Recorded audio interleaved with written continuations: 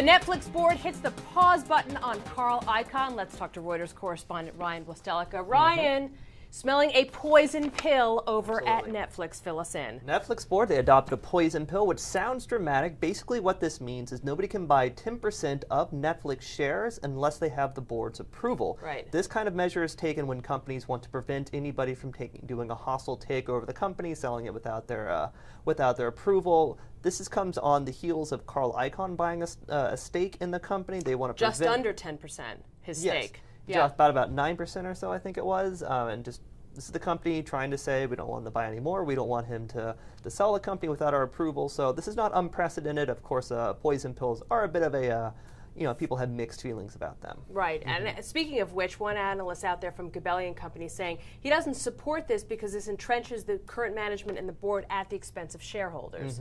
Netflix has been bandied about as a possible acquisition target, but right now it doesn't look like the board really wants to be sold or to be taken private or anything like that. So this is just another stopgap measure to prevent that from happening. And the question still is, who would buy it? Rumors about Microsoft, they backed off, bumped the stock up, a little bit of Netflix. Right. Amazon, though, purchased Epic, so they're ramping up in terms of online streaming on their own. Yeah, absolutely. Apple's developing its own, so it remains to be seen who would buy it, if anyone, but here is just something that's another thing that would prevent that. Interesting and ironic that also Carl Icahn, of course, was on the board of Blockbuster, which went belly up due to Netflix. Absolutely. Okay, let's move on and talk about a merger here. Stifel acquiring its much smaller competitor, KBW. KBW up 7% today on the news. Right, absolutely. We have two smaller financial institution companies in the merger. They become a medium-sized financial institution company, an investment bank, to be more specific. Like you said, it's good news for KBW. The stock is up quite nicely today. It's not.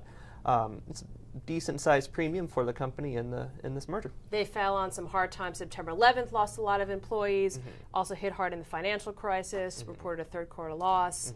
Closing some in some Asian markets as well. Right. In Tokyo, closing offices in Tokyo and Hong Kong. Okay, come with me to the hot spot. Remember, folks, look at the snaps at the bottom of the screen for more headlines of the day. Mr. Vlaselica, let's talk pharma.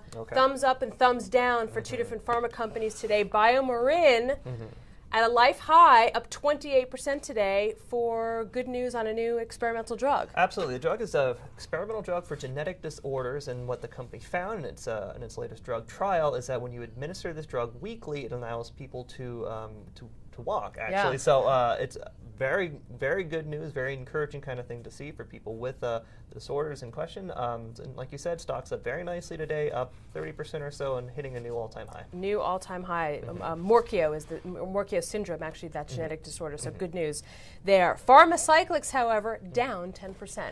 Absolutely. They also had a drug news out that was not as encouraging. They also had in their last earnings release, so it was very disappointing news there. So people are leaving Pharmacyclics. That drug news, as you mentioned, it's a drug, an experimental cancer drug for folks with multiple myeloma. Unfortunately, did not show tumor shrinkage. They're down 10% today.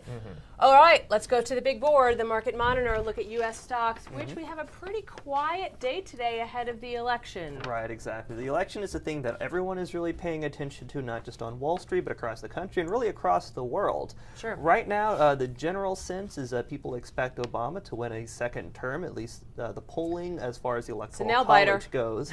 It's still very close, but right now people do think just as far as it goes in swing states and so forth, Obama does have the edge. A lot of people think that the market has priced this into its current levels, but people are waiting to see maybe Romney will be able to pull an upset, or in the most troubling scenario, there will be some kind of issue, and we'll be here on Wednesday talking about recounts, and we don't know quite what's going to happen. Could be a mess. Who knows? That's the real fear, even more so than who actually wins, also at least in the short term. Yeah, and more European worries, of course, and over in Greece, and the Greece Prime Minister drumming up financial aid this week. So, a couple things weighing on the markets there. Okay, Ryan Blastelica, thank you so much.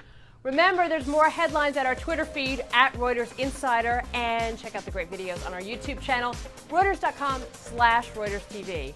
I'm Lisa Bernhardt. This is Reuters.